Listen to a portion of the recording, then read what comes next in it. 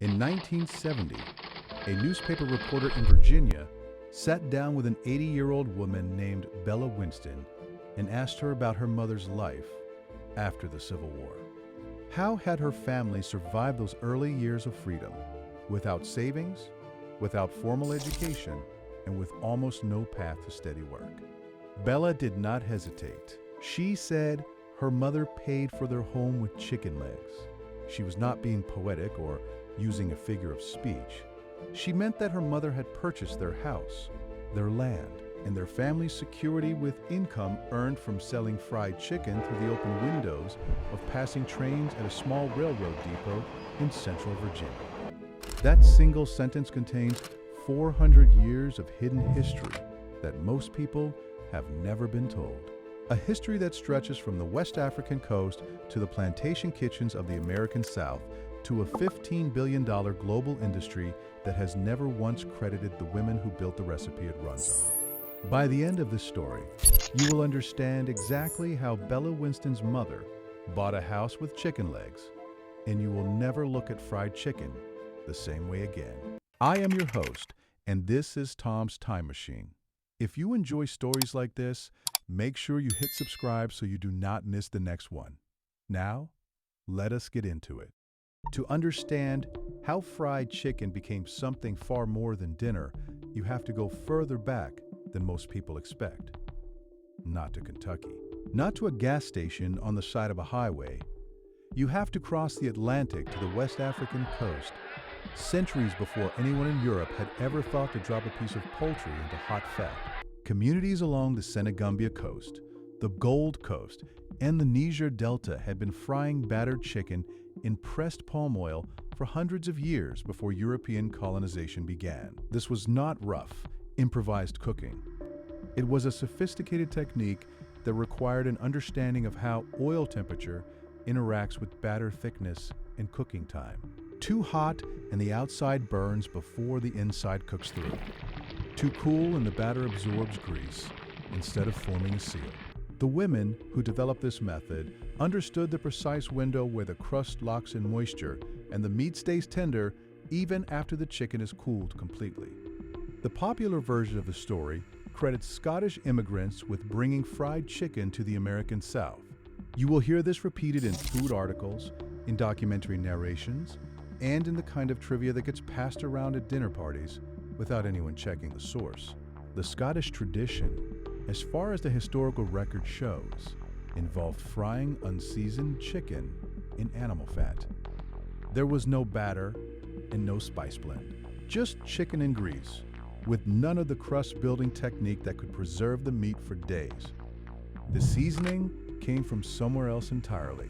The batter came from somewhere else. The specific method of pressing salt, pepper, and ground spice into flour before the chicken touches the oil.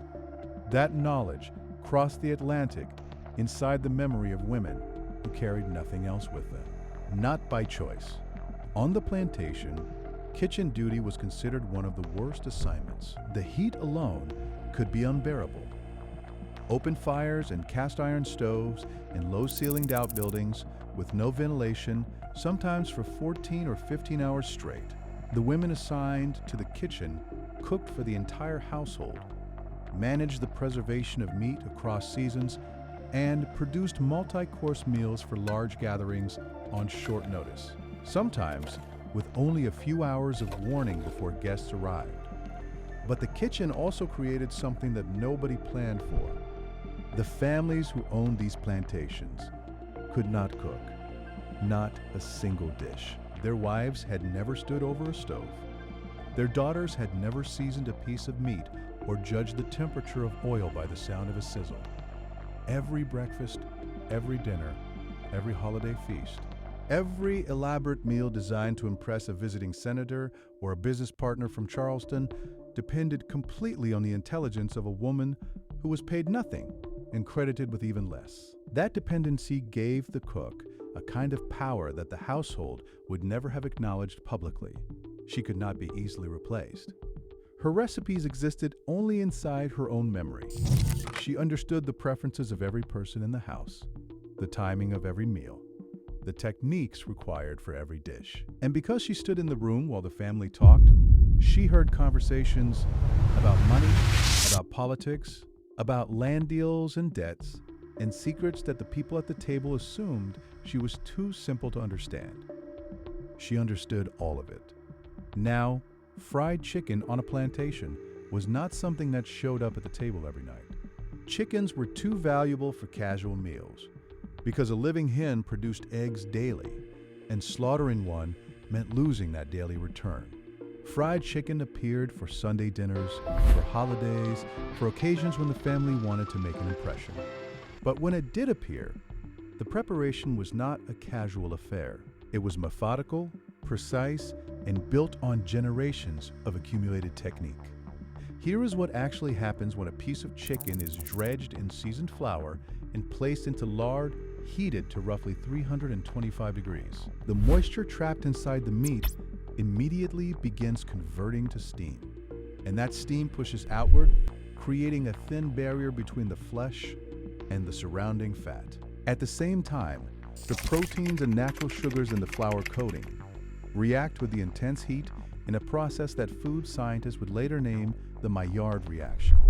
The flour hardens into a rigid shell that tightens around the meat as it cooks. That crust does two things that mattered enormously for survival. First, it holds the moisture inside the chicken so the meat stays tender hours after cooking, even without refrigeration. Second, the sealed crust creates an environment that slows bacterial growth dramatically. A piece of chicken fried correctly in lard with a properly formed crust could sit at room temperature for a day and a half, sometimes closer to 2 full days, and remain safe to eat. The women who mastered this did not have thermometers. They dropped a pinch of flour into the grease and listened. The speed of the sizzle, the size of the bubbles, the way the flour moved across the surface of the oil told them everything they needed to know. They had been refining this test for generations, passing it from mother to daughter and cook to apprentice, long before anyone published a cookbook that attempted to describe the method in writing. They did not have the vocabulary of food science. What they had was better. They had a technique that worked every single time, and 300 years of evidence to prove it. Here is where the story shifts in a direction that almost nobody learns in school. In Virginia and several other colonies, enslaved people were permitted to raise their own chickens. The thinking behind this was purely economic. Chickens required almost no resources. They ate insects and table scraps and needed very little space. Allowing the workforce to raise chickens reduced the cost of feeding them. From the owner's perspective, it was a trivial concession, barely worth mentioning. The women who raised those chickens did not see it that way at all. They saw a commodity. By the 1730s, historical records show that enslaved and free black women were established sellers of poultry at markets, roadside stalls, and public gatherings across Virginia and the Carolinas. This was not a seasonal hobby. It was an organized trade that ran continuously for decades, built on a product that no one else in the region could produce at the same quality. The fried chicken these women sold was not just food. It was a revenue stream that belonged entirely to them in a world designed to ensure they owned nothing. The profits accumulated slowly, and the women who earned them were patient. Some bought small household goods. Some purchased clothing and tools. And in documented cases that survived in the historical record, women used the money earned from selling fried chicken to purchase their own freedom, or the freedom of a child. A skillet, a bag of flour, a chicken raised on scraps, and years of disciplined saving added up to the price of a human life. The people who had approved the chicken raising arrangement as a cost-cutting measure never anticipated that outcome. They had handed over the raw materials for a liberation economy and written it off as an insignificant detail. The concession they forgot about became the foundation of financial independence they never meant to allow. After the Civil War ended in 1865, legal freedom arrived without any of the economic infrastructure to support it. Newly freed women had no savings and no formal education. Realistic access to employment that paid a living wage barely existed. The promise of Reconstruction was real on paper and empty in practice. But these women carried something that no law could grant and no employer needed to provide. They had a skill that was worth more per hour than almost any job available to them, and they had spent generations proving it. In Gordonsville, Virginia, a small town positioned at the junction of two rail lines connecting Richmond, Washington, and the Shenandoah Valley, a group of women from the local community of Browntown noticed a gap in the market that nobody else had bothered to fill. The trains that stop at the Gordonsville depot carried no dining cars. Passengers traveling long distances had no option for buying a meal along the way. They arrived at the station, hungry, with money in their pockets and open windows they could lean out of. The women of Gordonsville filled that gap with military precision. They woke before dawn, fried chicken in their own kitchens, baked biscuits, brewed coffee, wrapped everything for travel, and walked to the train station carrying loaded platters balanced on their heads. When the train pulled in, they moved along the platform selling food directly through the open windows to passengers who had been smelling the chicken for the last several miles of the approach. A newspaper from 1883 reported that a faint perfume filled the air from miles outside of town, and every passenger on the train knew exactly what it was. The smell of fried chicken legs coming from the Gordonsville depot. The writer said there was nothing like it anywhere else in the country. Every piece sold before the train pulled out again. These women became known as the waiter carriers. They were not employees of the railroad or the town. They were independent operators who cooked in their own kitchens, set their own prices, managed their own supply chains, and answered to nobody. The demand became so consistent that the town eventually required a license for platform food sellers, which tells you everything about how profitable the operation had become. Gordonsville earned the title Fried Chicken Capital of the World, and that reputation was created entirely by black women working without backing, without investors, and without anyone's permission. One waiter carrier in particular left behind a statement that you heard at the very beginning of this story. Her name was Bella Winston. She was the woman who told that newspaper reporter in 1970 that her mother paid for their home with chicken legs. Now you know what she meant. Her mother had stood on that platform day after day, year after year, selling fried chicken through train windows to passengers who could not get enough of it.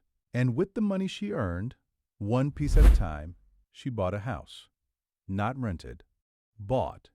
The land, the walls, and the deed all belonged to her family, paid for entirely with income from a recipe that stretched back centuries and a skill that nobody had ever taught her to put a price on. That is how you buy a house with chicken legs. The waiter carriers operated until the early 1900s, when dining cars were added to trains and air-conditioned coaches sealed the windows shut. The market they had built and dominated for decades was closed not by competition, but by technology that physically removed their access to customers. But by then, the women of Gordonsville had already proved what was possible when intelligence, skill, and patience met a gap in the market that everyone else had overlooked. That should have been the end of the story. A history of genius, self-reliance, and economic independence built around a single dish. But something else happened instead. In the decades after Reconstruction, as black communities across the South purchased property, opened businesses, and built wealth from the ground up, the image of black people eating fried chicken began appearing in minstrel shows. It showed up on postcards designed to ridicule. It was written into the most widely distributed motion picture of the early 1900s, a film that deliberately framed black Americans as childish, lazy, and fixated on chicken. This was not a coincidence, and it was not organic cultural drift. The food that represented centuries of skill, scientific knowledge, and economic independence was being deliberately reduced to a punchline. The women who fried chicken to buy houses and purchase freedom were being rewritten as caricatures. And the rewriting was so persistent, so widespread, and so effective that it buried the real history for over a century. The women of Gordonsville vanished from the popular story. The underground economy of the 1700s was never widely taught. The West African frying tradition that predated European contact by centuries was compressed into a single throwaway line about Scottish immigrants and animal fat. The science, the commerce, the liberation, all of it disappeared behind a stereotype that the people who created fried chicken never deserved and never invited. Today, the fried chicken industry in the United States generates more than $30 billion annually. Kentucky Fried Chicken operates in over 150 countries. Popeyes, Church's, Bojangles, Wingstop, Raising Cane's. The franchise list goes on. Every one of these companies sells a product rooted in techniques that were developed, refined, and perfected by Black women across 4 centuries. Not one of those companies mentions that lineage in its branding, its franchise materials, or its corporate history. The man who built Kentucky Fried Chicken started selling his recipe from a gas station in Corbin, Kentucky, during the 1930s. He grew up in the American South, surrounded by a culinary tradition that Black cooks had shaped for generations before he was born. He developed a branded version of a dish that already existed in thousands of kitchens, patented a pressure frying process, and sold the company in 1964 for $2 million, more than $20 million in today's money. The global empire that followed is now worth billions. The tradition it stands on never received a single line of formal credit. You can walk into any fried chicken restaurant on the planet today and order a meal for under $10. It will arrive in a branded container with a corporate logo on the lid. Nothing about that container, that logo, or that receipt will tell you the first thing about where the recipe came from, who built the technique, or what it cost the women who perfected it across 400 years of trial, necessity, and intelligence. But the history is still there if you look for it.